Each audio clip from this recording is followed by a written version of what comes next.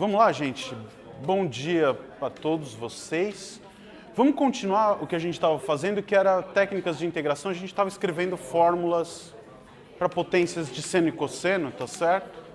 E produtos de senos e cossenos. Então eu vou escrever essas fórmulas e a gente já aplicou em alguns casos, né? Então a gente tinha visto fórmula para integral... Fórmula não, né? Métodos para calcular potências de seno, métodos para calcular potências de cosseno dependendo da paridade do expoente, tá certo? Se o seno estava elevado a um inteiro ímpar, positivo, inteiro ímpar, inteiro par, positivo também, a gente conseguia fazer todas essas coisas, tá? Ficou faltando escrever fórmulas para os produtos, né? Então, como é que você calcula uma coisa desse tipo, né?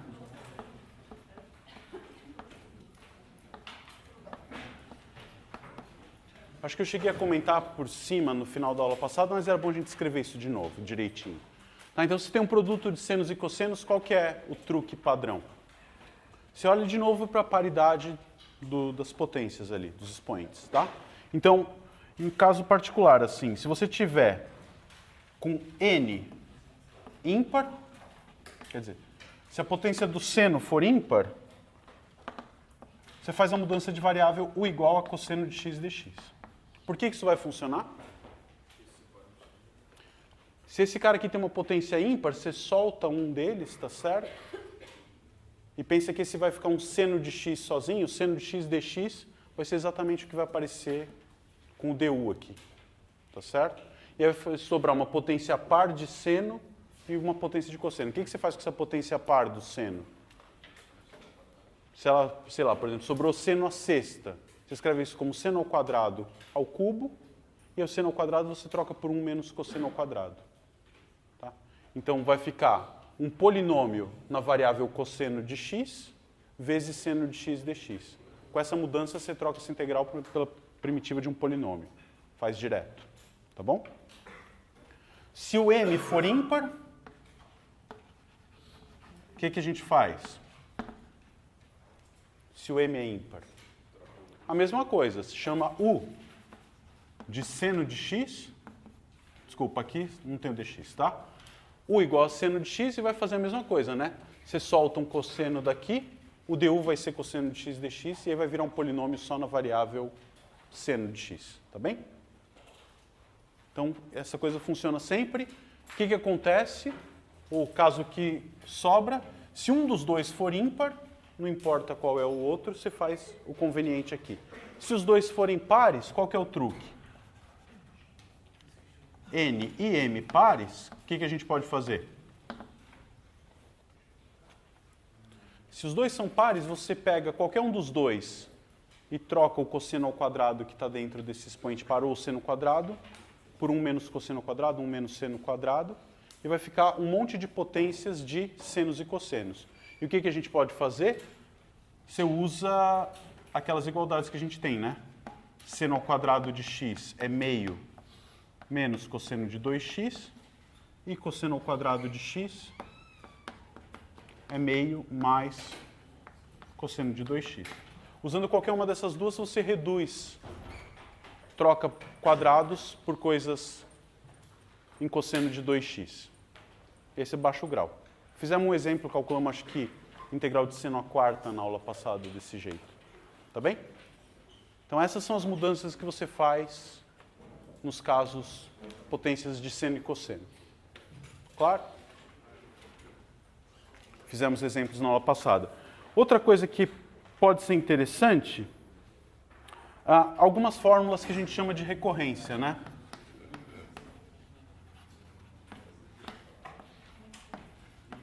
Oi. Essas duas fórmulas do seno ao quadrado e cosseno ao quadrado, na aula passada, você colocou o cosseno sobre 2. Ah, tudo sobre 2 também aqui, claro, obrigado. Né? É meio menos cosseno de 2x sobre 2 e meio mais cosseno de 2x sobre 2. Claro. Precisa ficar decorando isso? Não, né? De onde que a gente tirou isso? Das identidades trigonométricas. Seno ao quadrado mais cosseno ao quadrado igual a 1. E cosseno ao quadrado menos seno ao quadrado, cada um de x, é igual a cosseno de 2x. Então, somando ou subtraindo essas duas identidades, você constrói essas aí. Tá certo? Então, fórmulas de recorrência O que são fórmulas de recorrência em geral? É você calcular alguma coisa em função de uma coisa bem parecida com ela, num caso mais simples. Exemplos clássicos, por exemplo, você pode pensar em sequências dadas por recorrência. Pensa lá na sequência de Fibonacci. Cada termo é dado pela soma dos dois anteriores e você conta quem são os dois primeiros. Você consegue desenvolver a sequência inteira. Então, uma fórmula de recorrência que a gente consegue é para calcular a integral de potências só de seno ou só de cosseno. Você não precisa decorar isso, mas a título de curiosidade, saber que dá. A gente consegue escrever, por exemplo, a primitiva de seno elevado a n de x dx em função da primitiva de seno elevado a n menos 2. Tá? Então, isso aqui fica, por exemplo, menos 1 sobre n, seno elevado a n menos 1 de x, cosseno x, mais n menos 1 sobre n, vezes a primitiva de seno elevado a n menos 2 de x dx. Tá? Então, eu consigo calcular qualquer potência de seno se eu sei calcular a primitiva de 2 a menos. Tá? Então, essa fórmula vale para... Bom, vamos pensar que o n é maior ou igual que 2 aqui, né? Tá bom? Então, como é que eu calculo a integral de seno ao cubo? Seno ao cubo é menos 1/3 de seno ao quadrado cosseno, mais 2/3 da integral de seno, que a gente sabe quanto que é. Primitiva do seno menos cosseno. Tá bem? Então, você consegue. Seno à quinta, vai depender do seno à terceira, e assim por diante. Como é que você faz para demonstrar essa fórmula, por exemplo? Tá? O truque é usar a integração por partes. Você escreve esse seno elevado a n como seno elevado a n menos 2 vezes seno ao quadrado. E aí aplica. Aí você consegue calcular essa integral direitinho. Tá bom? Integral de cosseno também dá para fazer. Isso aqui vai dar 1 sobre n, sem o sinal de menos. Cosseno elevado a n menos 1, seno de x, mais n menos 1 sobre n, vezes a primitiva de cosseno elevado a n menos 2 de x dx. Tá? Então, potências de seno e cosseno dá para calcular dessa maneira. Não quero que vocês decorem essas fórmulas. Tá? Fica aí a título de curiosidade. Vale mais a pena você usar o que a gente viu antes. Se eu te dou um n concreto aqui, olha, separa o ímpar e faz o que a gente viu na aula passada. Tá bom? O que mais que falta de funções trigonométricas? Então, também vou colocar as fórmulas de recorrência, mas não vale a pena, né? Você decorar isso. Se você tiver direito à consulta, você olha isso e faz. Se não, faz do jeito que a gente tem feito, né? Separa, troca tangente ao quadrado, pelo que for, troca secante ao quadrado pelo que for, e assim vai. Então tá bom. Essas aqui, as fórmulas são as seguintes. A primitiva de tangente elevado a n de x dx, a gente vai conseguir escrever como sendo tangente elevado a n menos 1 sobre n menos 1 menos tangente elevado a n menos 2 de x dx. Tá? Essa é curta. Como é que demonstra? De novo, fazendo integração por partes, se você quiser. Integral das potências de secante, também a gente consegue escrever. Fica secante elevado a n menos 2 tangente de x sobre n menos 1 mais n menos 2 sobre n menos 1 secante elevado a n menos 2 de x dx. Tá bom? Então, por exemplo, como é que eu faria para calcular secante ao cubo, que a gente fez na raça na aula passada, usando integração por partes? Troca n igual a 3 nessa fórmula, que vai sobrar a integral da secante que a gente sabe. Vale a pena decorar isso? De novo, não. Outra fórmula que a gente tem, esse aqui é um método que aí vale a pena você lembrar o truque sempre, né? Se você tem secante elevado a n vezes tangente elevado a m de x dx, você faz duas coisas. Se o m for par, ímpar, na verdade, quer dizer m ímpar, que esse cara você solta 1 aqui, né? E o que dá para fazer? Você vai ficar com uma secante vezes tangente, pode trocar a potência par da tangente pela identidade trigonométrica com a secante ao quadrado e ficar num polinômio só com secantes. Tá? Então, a gente faz o seguinte. Isso aqui você escreve como secante elevado a n menos 1 de x vezes... Aí a tangente eu consigo trocar por secante ao quadrado menos 1. Como m é ímpar, se eu tiro 1, fica par. Se eu divido por 2, né? O que é isso aqui? É tangente ao quadrado, né? Tangente ao quadrado vai ficar tangente elevado a m menos 1. Então eu ponho aqui secante de x vezes tangente de x. E faço o igual a secante. Tá bom? Se eu faço o igual a secante, vai ficar um polinômio na variável secante e você calcula direto.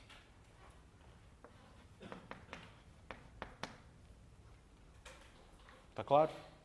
Isso transforma essa integral de potências de secantes e tangentes numa integral de um polinômio, primitiva de um polinômio.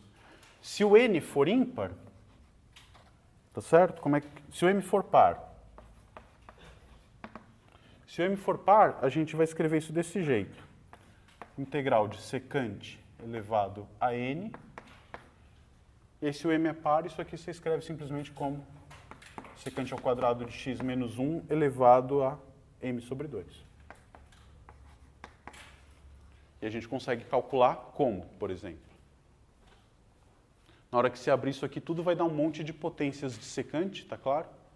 Dando um monte de potências de secante, ou você usa essa fórmula se você quiser, ou calcula como a gente fez no caso concreto lá, no exemplo da secante ao cubo. Tá bem? Pergunta? No caso do m ímpar, o n é par. Não, se o m for ímpar, não importa quem é o n. Não importa, tá? Para calcular esse tipo de primitiva, eu vou me interessar na paridade só desse expoente, essa aqui tanto faz. Tá? Porque se for ímpar, vira isso aqui, tanto faz quem é esse cara, vai sobrar um polinômio depois que eu faço. Eu elimino um dos dois, né? Eu quis fazer ele estudando esse. Poderia tentar fazer estudando esse, e aí você ia precisar saber das potências da tangente. Tá bom? Legal. Então, falta agora das técnicas mais populares, vamos dizer, entre aspas, o que a gente viu? Isso aqui é tudo particularidade, né? Casos específicos de integrais de senos e cossenos. A gente aprendeu o método da substituição ou mudança de variáveis. Tem vários nomes isso. Aprendemos integração por partes. Esses caras dão contas de integrar produtos, tá certo? Para integrar quocientes, a gente vai ver como fazer integrar primitiva de quocientes de polinômios. Então, vamos tentar ver um método agora que cuida de calcular primitivas de funções racionais. É o que a gente chama de método das frações parciais. Tá? Então, eu meio que usei ele na aula passada quando a gente calcula a primitiva da secante. Do outro jeito, lembra que eu multipliquei em cima e embaixo por cosseno de x? Ficou uma coisa tipo 1 sobre 1 menos u ao quadrado. A gente fatorou e escreveu aquela coisa como uma soma de duas funções racionais. Dá para fazer isso sempre, né? Isso é o que a gente chama de método das frações parciais.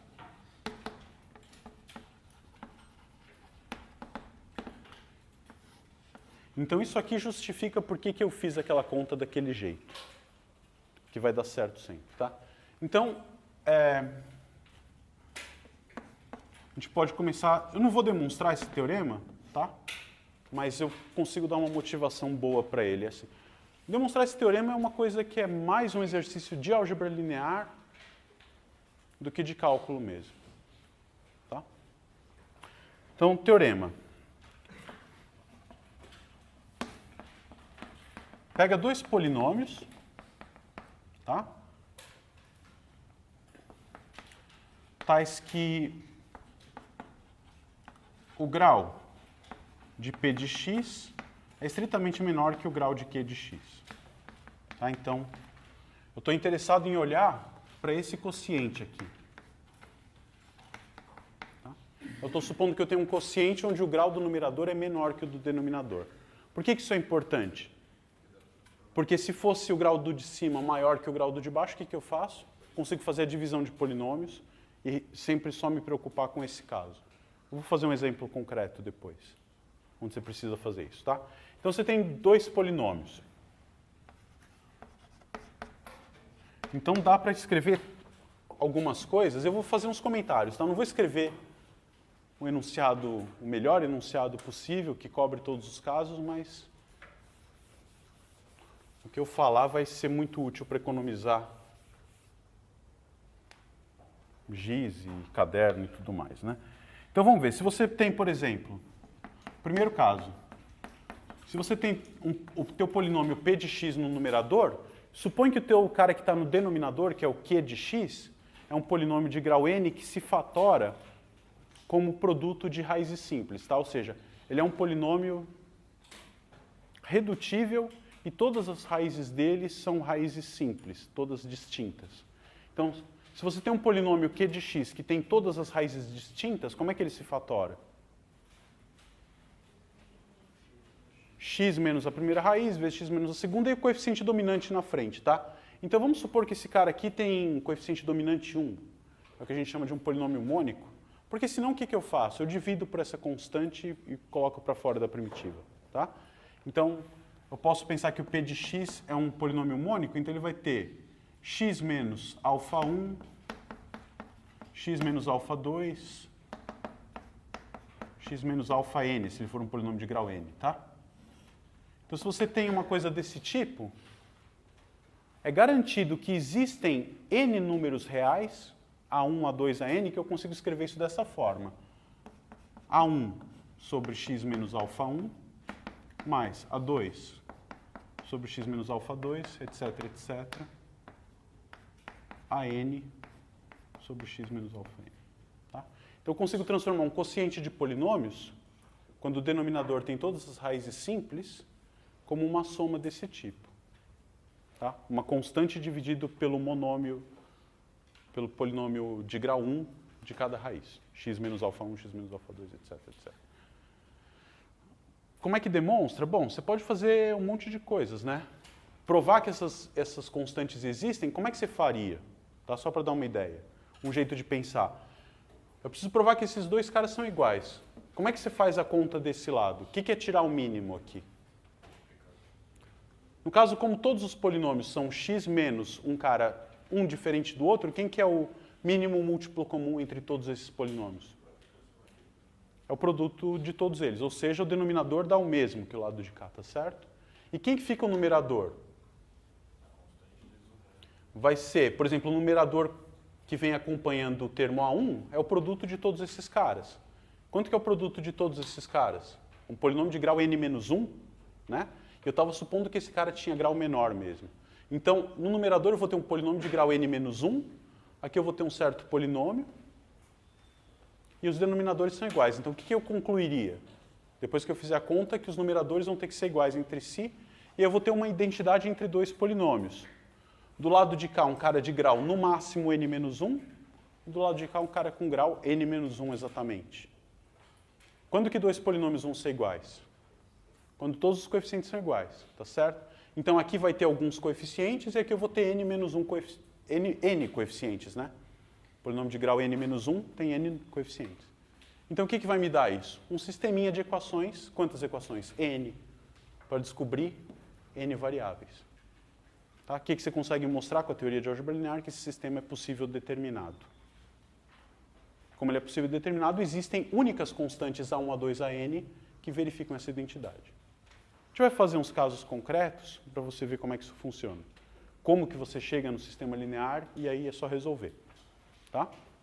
Então, esse é um caso. Qual que é um segundo caso? O que poderia acontecer com o polinômio do denominador? Ele poderia ter todas as raízes reais e alguma delas ser dupla, tá certo? Pode acontecer isso, né? Ter uma raiz com multiplicidade maior que 1. Nesse caso, a decomposição não é exatamente essa. Vai ficar uma coisa desse tipo. Vou fazer para um caso mais simples, tá? P de x, x menos alfa 1, x menos alfa 2, onde alfa 2 é uma raiz dupla. E quando ele é uma raiz dupla, ele se fatora desse jeito, tudo bem? Né? Tem uma raiz dupla, a gente fez esse exercício. Toda raiz dupla de um polinômio é raiz do polinômio de seu derivado. Portanto, ele vai ter que ter essa cara. Tá legal? Quando você tem esse caso, não vou escrever com n parcelas. Como é que você faz? De novo, existem constantes que vão te permitir escrever isso dessa forma. A1 sobre x menos alfa 1 mais, vamos chamar de B só porque é da segunda raiz, B1 x menos alfa 2 mais B2 sobre x menos alfa 2 ao quadrado. Tá? Então, quando você tem uma raiz com multiplicidade, você precisa repetir, você precisa botar um coeficiente para cada uma das potências até a multiplicidade. Tá claro? Então, por exemplo, se eu tivesse uma raiz tripla, como é que ia ser a coisa? Se eu tivesse um alfa 3 que é uma raiz tripla, eu ia ter um C1 sobre x menos alfa 3, C2 sobre x menos alfa 3 ao quadrado e C3 sobre x menos alfa 3 ao cubo. Tá? Você escreve. A gente não vai tratar casos muito grandes, porque essencialmente é tudo a mesma coisa, né? A única coisa que acontece ali é que o tamanho do sistema vai ficando cada vez maior, com mais variáveis para resolver, mas a técnica é essencialmente a mesma. Tá? Então, nos exemplos que a gente vai fazer, etc., eu não vou pegar nenhum polinômio de grau 20 aqui no denominador. Não preciso. Tá? A técnica é a mesma, só fica um exercício mais chato de fazer. Então, quando você tem raízes simples, aparece um cada vez. Quando você tem raízes com multiplicidade, ele vai aparecendo repetidamente até a multiplicidade desse cara. Qual que é o outro caso que falta? Quando tem raiz simples já foi, quando tem raiz múltipla já foi, quando não tem raiz real, tá certo? Como é que a gente resolve quando o polinômio do denominador não tem raízes reais? Como é que fica a carinha dele?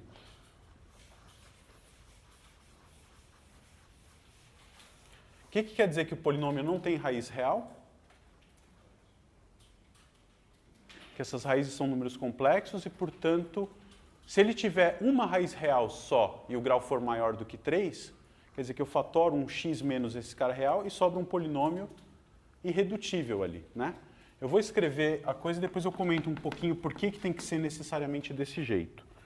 Se você tem, por exemplo, um p de x sobre x menos alfa 1, e aqui sobrou uma coisa de grau 2 irredutível. Tá? O que quer dizer que esse polinômio é irredutível?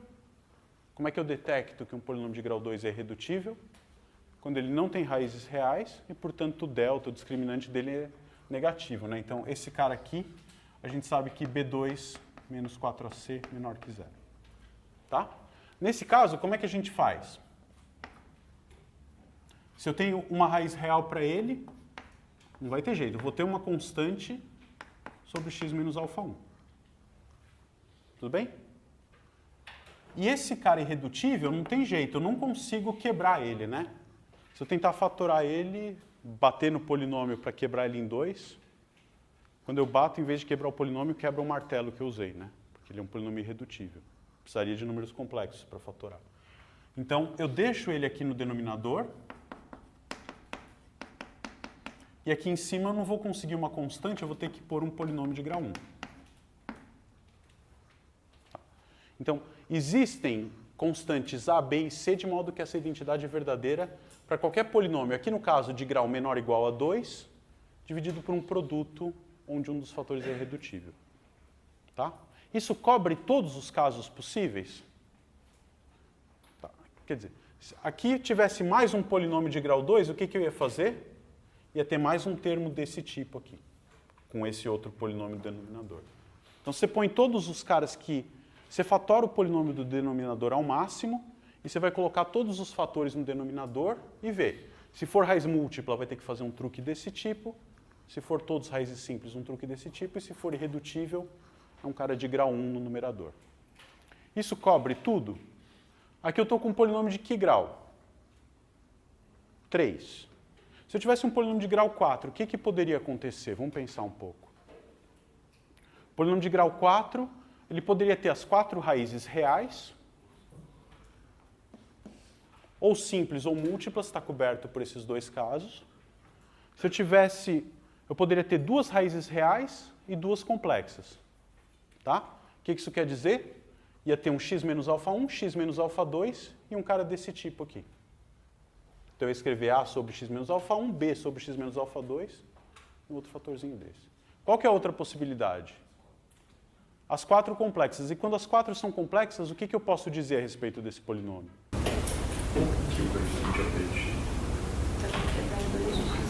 Essa é a coisa que eu queria, né? Se você tem um polinômio de grau 4, você ou quebra ele desses dois jeitos que eu falei, ou, forçosamente, ele vai se quebrar num produto de 2 de grau 2 irredutíveis. Por quê? Se ele tiver as quatro raízes complexas, a gente sabe que duas a duas elas são conjugadas. Então, se eu pegar um cara com seu conjugado e fizer a fatoração com um complexo, x menos a primeira raiz complexa, x menos a segunda complexa, esse produto vai dar um carinha desse tipo aqui. Então, se eu tenho um polinômio de grau 4 com quatro raízes complexas, quando eu fatorar, eu vou ter no denominador um produto de dois caras desse tipo aqui. E aí, como é que fica a fatoração? Um cara desse tipo mais outro desse mesmo tipo, com os dois caras de grau 2 no denominador. E a gente faz. Quer dizer, a gente faz é o que eu vou fazer agora. Isso aqui não tem nada a ver com calcular primitivas, né? É só um jeito de reescrever quocientes. Todo quociente, quociente de polinômios, eu escrevo como uma soma de termos mais simples. Não é muito esquisito isso, né? Se você pensar, de novo, nesse caso, como é que fica? Esse cara tem grau menor ou igual que 2. Se eu tirar o mínimo desse lado, aqui vai dar grau 2 e aqui também. Vou ter uma identidade entre dois polinômios. Resolve o sistema. Tá? Se você pensar em números, isso funciona também, né? Pega uma fração. Sei lá. 1, 2, 3, 4, 5 dividido por 10.000. Eu consigo escrever isso. Pensa assim, o 10.000, ele é uma potência de 10, não é? Se ele é uma potência de 10, eu vou tentando copiar isso, na verdade, isso aqui motiva esse, eu posso escrever isso como 10 elevado a 0, ou 10 elevado a 0 não vai ter, 10 a primeira, 10 ao quadrado, 10 ao cubo, 10 à quarta, 10 à quinta. Existem números que eu coloco aqui que verificam essa identidade? Quais são eles? 1, 2, 3, 4, 5. Né? Tá certo? Esse cara aqui está na... Né, isso aqui, se você pensar 0, esse cara aqui é o 10 a menos 5. Coeficiente do 10 a menos 5, coeficiente do 10 a menos 4, etc, etc. Então, com números dá para fazer isso. Se fosse um outro número aqui, sei lá, divide por 54, né? Que é 9 vezes 6. 9 vezes 6, quando você fatorar em primos, vai ter um 2 vezes um 3 ao cubo. Então, eu vou conseguir escrever qualquer fração que tem no numerador alguma coisa dividido por 54 com uma soma de frações, cujos denominadores vão ser 2, 3, 3 ao quadrado e 3 ao cubo. Então, é mais ou menos essa a ideia. Você fala, tá bom.